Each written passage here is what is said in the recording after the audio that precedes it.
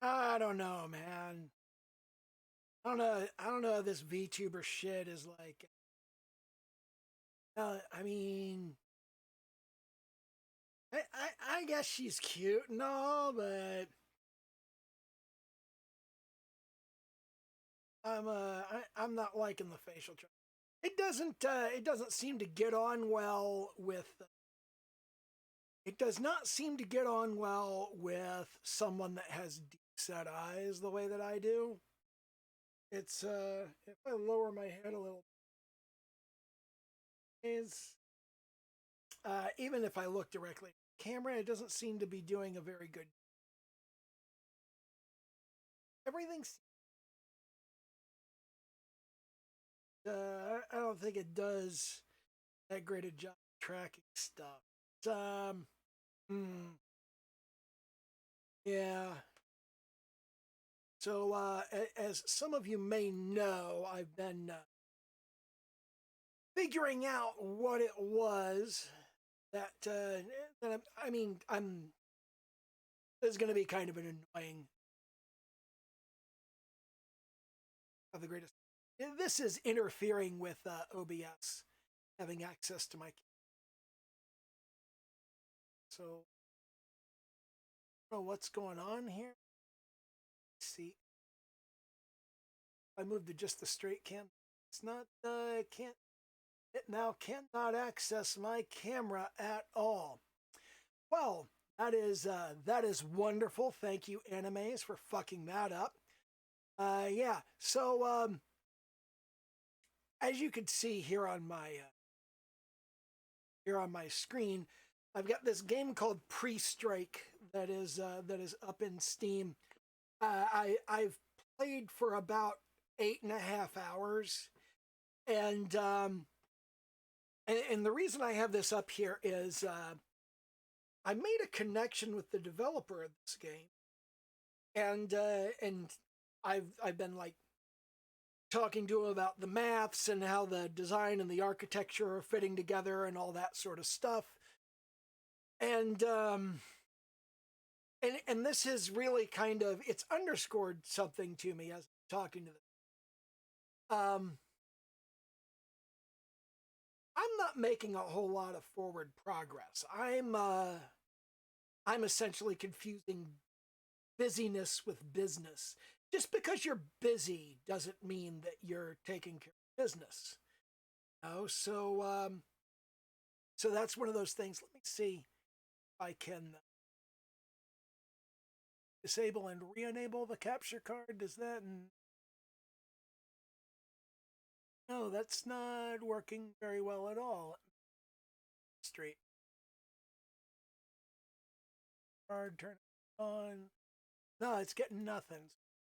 Yeah, okay. But yeah, that's kind of bugging me. But in talking to this guy, it's kind of underscored.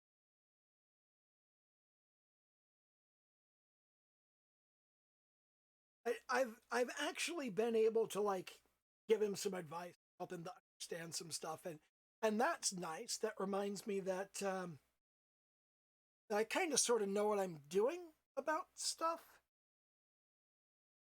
And it was the contrast. It was the contrast in these things that really sort of it led me down a particular path in thinking about stuff. It's going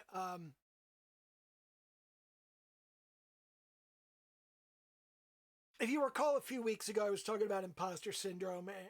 I realized that when Locke suggested that I should talk about color theory, I noticed this difference in reaction to I can't do that. I don't know what I'm doing. And I can't do that. I really have no idea what I'm doing. And that difference in feeling because I really don't understand color theory well enough to explain it. And that just that big leap in I'm trying to explain something I legitimately have no business explaining, and I'm trying to explain something that I feel like I have no business explaining. Those are two different things. And now I kind of had that in the other direction because as I'm talking to this guy about game design and software architecture and the maths of how to look at the progress of how businesses are bought and sold and income is calculated in a game and how things are put together. As I'm talking to him about this stuff, I see the other side of that where I'm like, over here is color theory that I honestly have no business talking about because I don't know what the fuck I'm talking about. And over here, I have game design and development and software and programming. And I've been doing that for 30 years. So I definitely know what I'm doing. And that kind of, in the middle, you have this art shit that I'm doing and trying to draw me some anime titties. And, it's really kind of underscored to me that, that what I am doing with the YouTube channel is something that I very much still do not know what I'm doing. I know enough to be dangerous with this. I don't like know what I'm doing. I know what I'm doing with anatomy, and I know what I'm doing with you know, wrinkles and drapery and lighting and all of these little bits and pieces. I kind of sort of know what I'm doing, but I don't know what I'm doing the same way I do with software. And the difference between kind of sort of knowing what I'm doing and color theory, where I absolutely have no fucking clue what I'm doing. It's kind of, the art stuff sits in the middle there. And Rosh Hashanah is a period where you're supposed to look at what you've done over the course of the past year, kind of go what went right and what went wrong, and what are you doing, what should you be doing, that kind of stuff. We'll have Yom Kippur shortly, and Yom Kippur is where you back over not just what you've been doing, but that's where you kind of look at who you are. Rosh Hashanah is kind of, I use that as what I've been doing, and I use Kippur as kind of who I am as a person, and whether I've been kind enough and decent enough. Not a tremendous dick. And looking back at what I've been doing over the past year,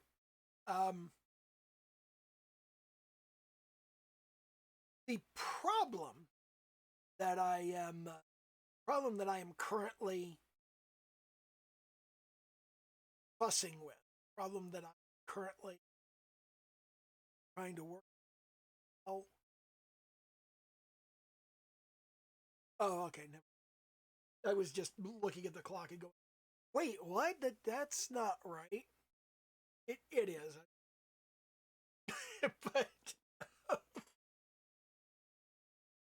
but what I've been doing over the past year that I really should not have been doing is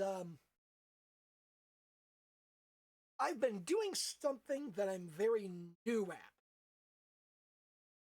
as though I am not new at it. This is a thing that old people, and what a lot of old people will do is they will go, I don't know what I'm doing with this, but I'm going to act like I know what I'm doing with it because I have paid my dues over all of these years, and I have earned the right to know what I'm doing, and I deserve to know what I'm doing. I'm just going to pretend I know what I'm doing and just kind of bullshit my way forward. And I understand how to build a following and how to build an audience on a text-based social media channel. I've built audiences of thousands of people easily enough on Facebook, Tumblr, on MySpace, and on us back. And when it's text-based, it's not all that difficult for me, especially when I'm talking about something that I know. And when I'm talking to an audience that recognizes my name and that will promote, share, work with other people who might not know my name. They will once they've heard it. Few people forget it.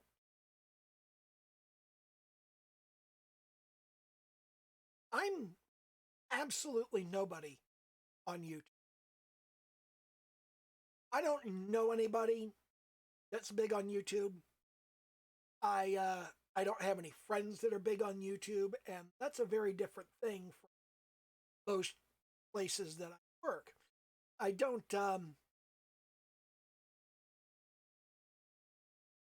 don't have that kind of meaningful connection on YouTube with somebody who's good at YouTube and knows. Actually, I do have a friend who's more of a marketer guy. I don't want to name check him. I do have one friend who's like big into that sort of thing, but I don't want to bother him too much. He also he doesn't do the kind of content. So I'm building a very different sort of thing. He does are going to be different from the way that I need to build what I'm building. But talking to the developer of Pre-Strike, which I want to clarify, this is a fun game. I had fun with it. I played it for 8.5 hours. It needs work.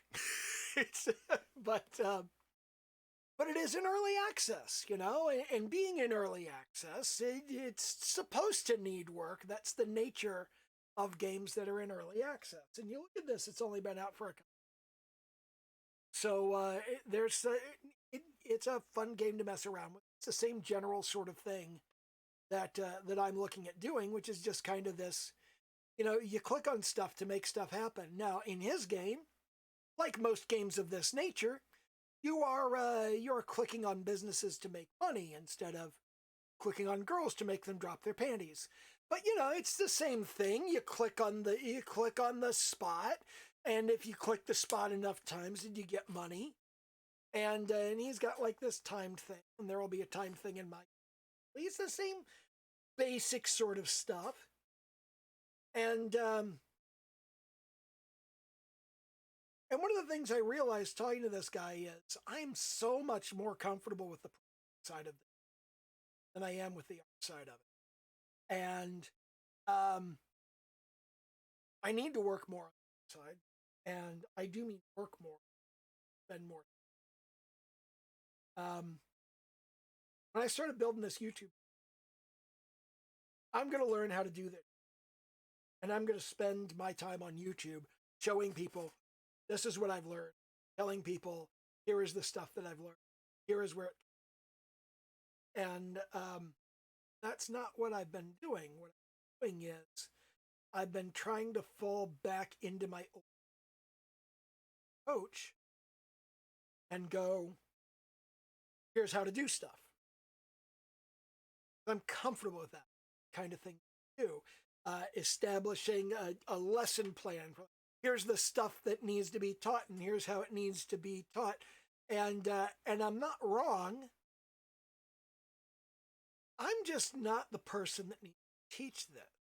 I'm not the person to teach you how to draw hair and how to draw clothing and how to draw facial expressions.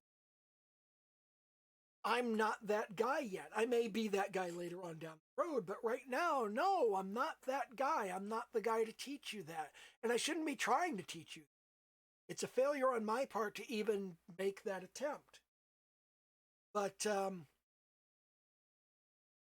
that doesn't mean I need to stop working on what I'm working on and work on something that I can teach better. That's not the direction that I need to take this. Where I need to take this is I need to take this in the direction. I'm not trying to teach. That's a weird place for me. I don't know how to do that. I don't know how to just like do my thing in front of people and not try to teach. I don't really understand entirely works.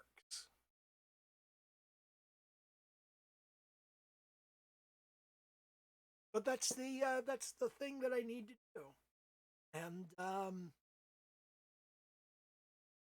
And I need to push in that direction of just like putting my stuff out there, not because I am so awesome and I am so great and you listen to me teach you, but because this needs to be out here.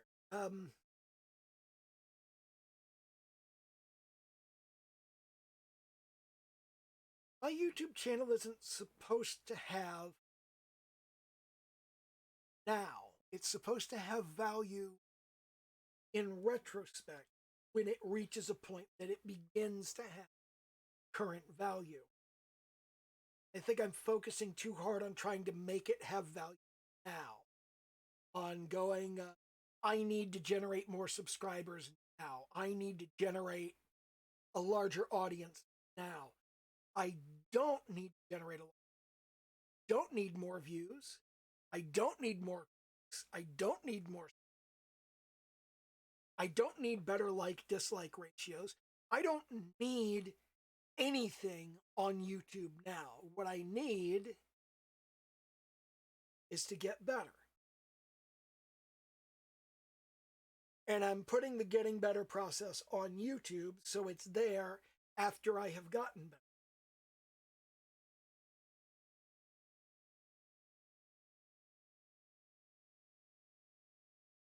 I need to refocus what I'm trying to do.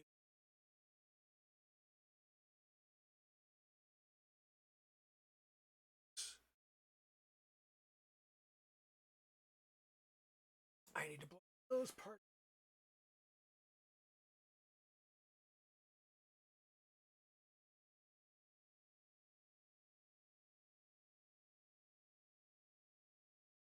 It's that time of year, my really fucking. So I need to refocus this effort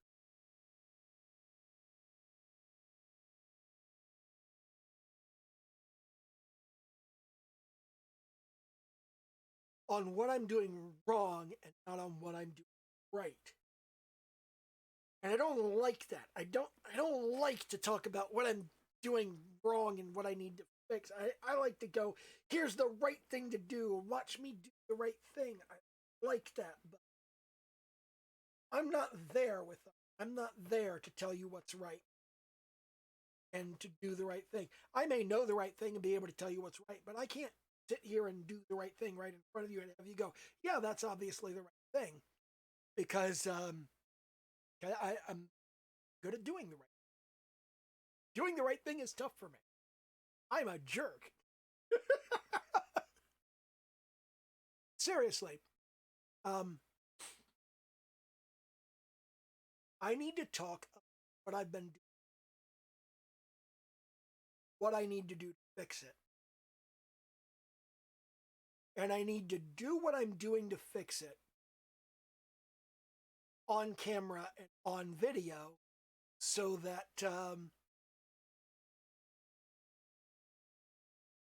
you could see me fixing it. After it's fixed, that's what I can talk about.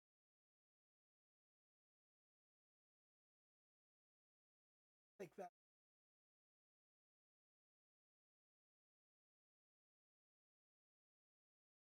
That's the thing that I need to concentrate on is how to man, my mic isn't picking me up that well on some of these parts. I'm getting overly quiet and I'm kind of looking down and I'm less than happy with my performance on this channel, as you've probably noticed over the past couple of years. Couple of weeks, sorry. Well, a couple of years too. Less than happy with my years.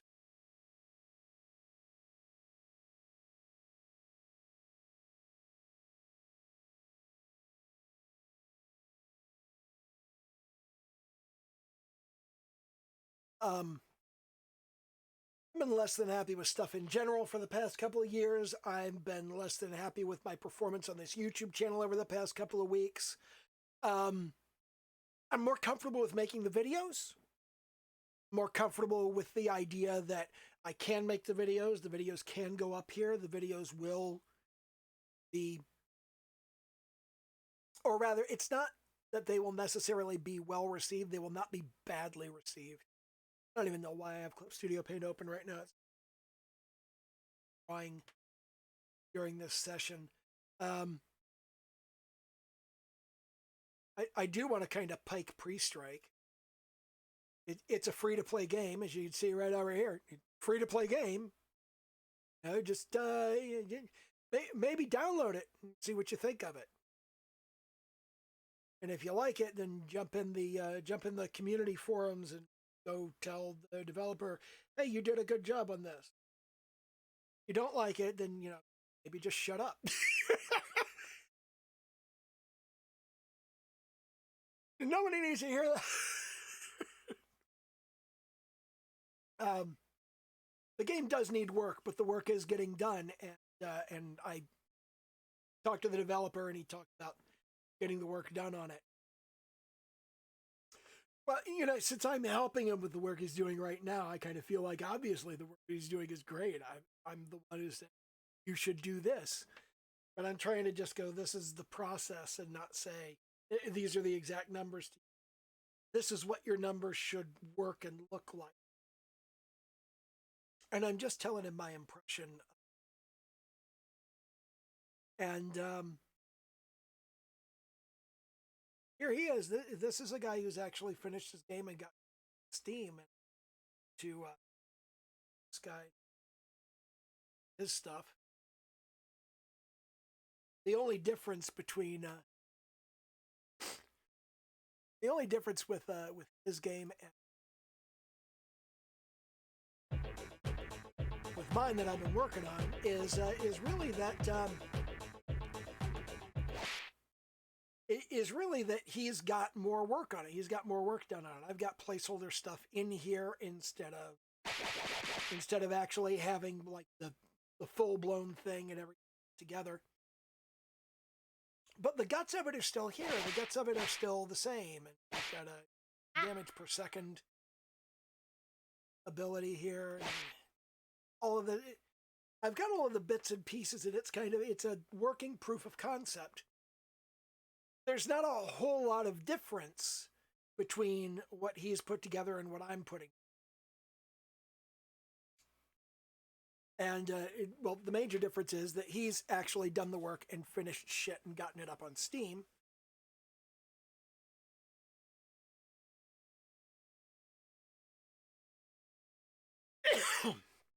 whereas I'm still fucking around with mine and trying to get my art style work.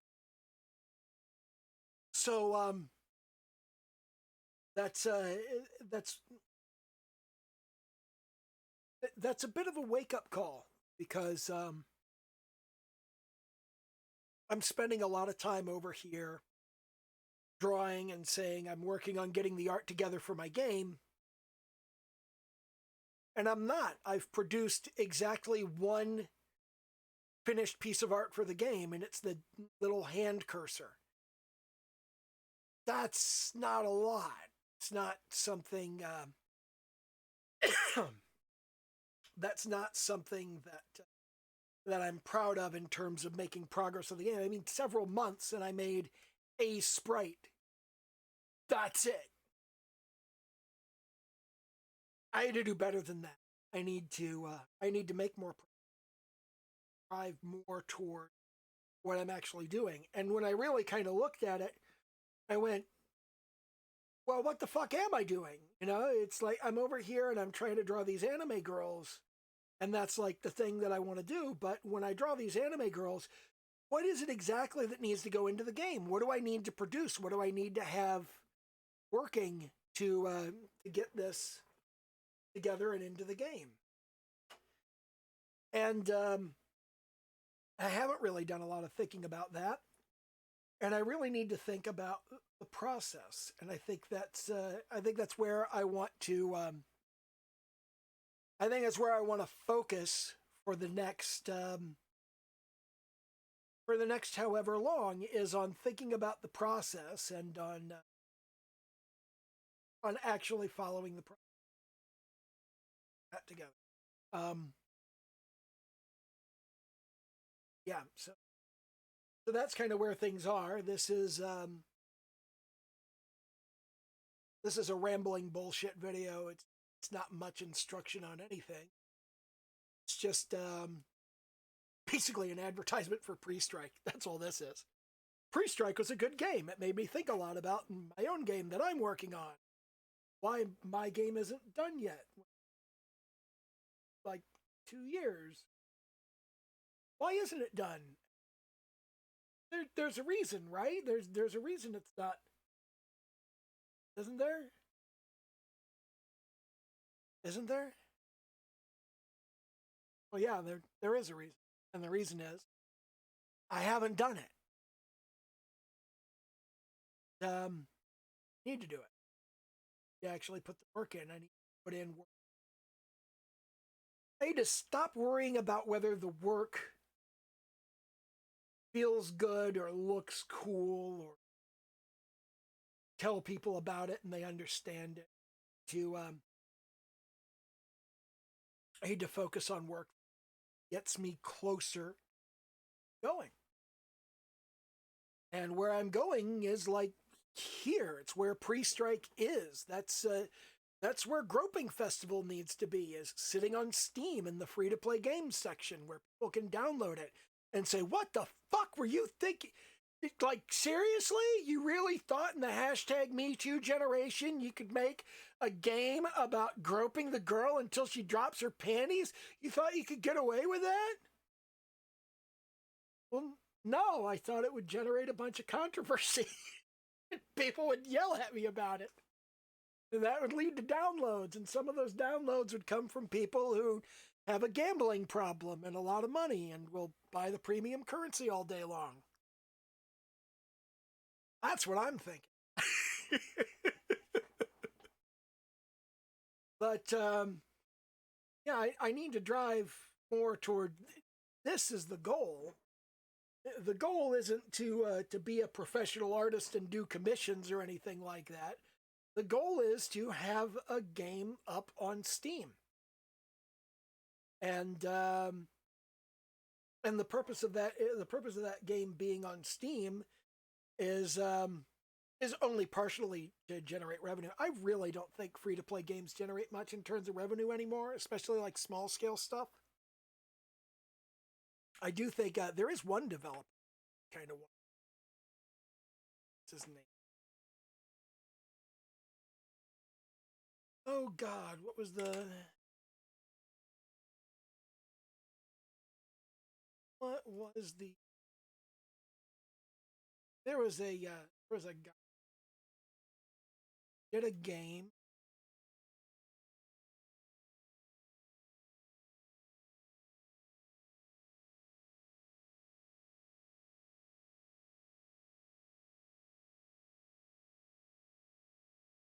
This is it, Loot Hero DX. The guy who did this one, Bragg T or Varat, guy who did Plantera and Tap Hero, Loot Hero DX, Box stuff. I have all of this guy's stuff. I've got like literally all of it. And the reason I have all of this guy's stuff is I've been watching him build shit ever since he first started. And because I've been watching him build shit ever since he first started,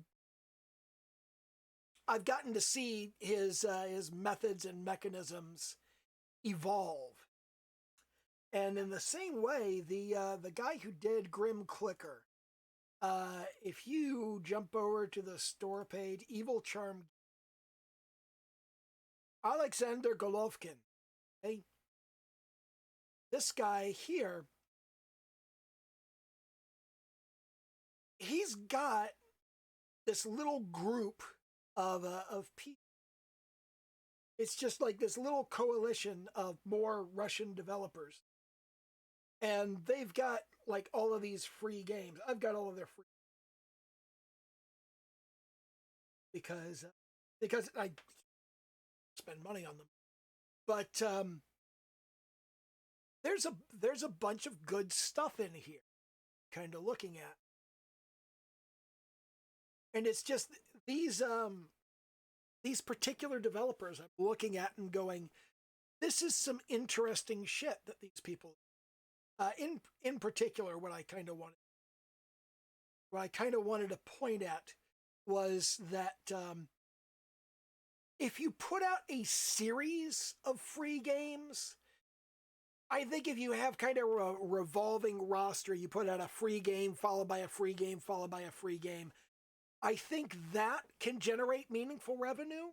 But I don't think that you could just like make one idle game and then focus on it, just have that one game continue to generate revenue. I don't think that happens. So so I'm not really thinking about this being a real revenue.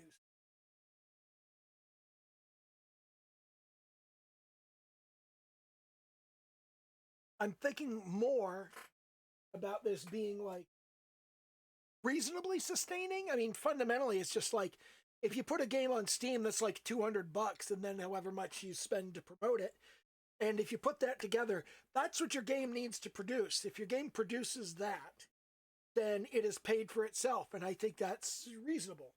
And if your game produces more than that, if it produces double that, okay, then you have something to put the next game out. And I kind of think that's the direction I want to push with the free-to-play thing, is just have, I just want the game to develop. I just want it to produce maybe $400 or $500, and then that's enough to get the next game out. And then the next game would be something along the lines. It would be a visual novel type of game, not a click. Be something along the line. Probably not along the lines of Fate Stay Night, but more along the lines of Higurashi. Something like that. And then I've got another game. I've got another game on the slate, which would be a dating simulator. More or less kind of sort of like Crush, that kind of thing. Not exactly Crush, but a similar. That's the stuff that I've got kind of on the back. But I'm not really driving toward the I'm not driving toward the end goals on these games. And if I'm not driving toward the end goals, I'm not going to get there. I'll just be out here fucking around forever. And yeah, you may notice that if you look at my library, if you look at my favorites, Grim Clicker is far and away the game that I have spent the most time playing at almost 2,000 hours. It's a good game. Yeah, so now that's the direction that I kind of want to push, is I want to work more toward the goal and less toward looking good and being easy to explain. I'm too concerned about that. I am too concerned about what people think when they watch my video. I'm too concerned about what people think when I tell them what I need to stop giving a shit.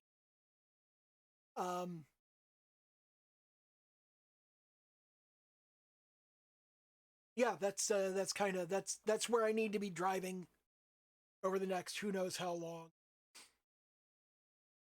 For the rest of the year, I will probably be kind of turning around in circles like a dog, like to get my place kind of established. Figure out what things are going to feel like and what look like, and how that's going to unfold. And then once the new year clicks over, I should be more established in like a direction I want to go and a thing that I want to do. And yeah, once I get to that point,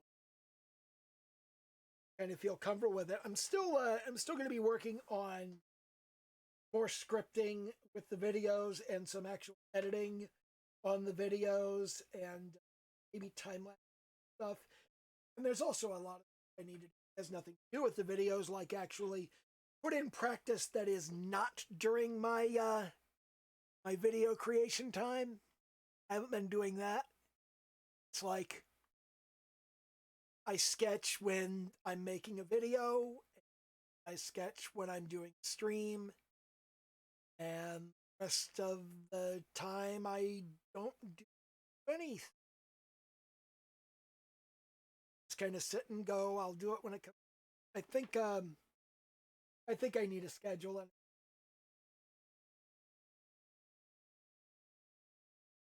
I'm gonna do some thinking along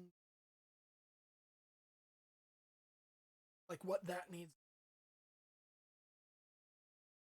But I'm gonna leave it at that. Things are gonna be changing somewhat on the channel, and I think those changes are going to they're going to be positive in terms of me getting where I'm going. I don't know if they're going to be positive in terms of the people watching, but it doesn't have to be exciting and awesome for the people watching. It has to get me closer to where I'm going. Exciting and awesome part has to happen all by itself, and I stop trying to force it or worrying that it's not there. That is not my concern. So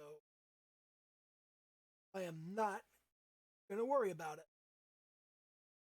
That's all I have to say about that. Okay, bye.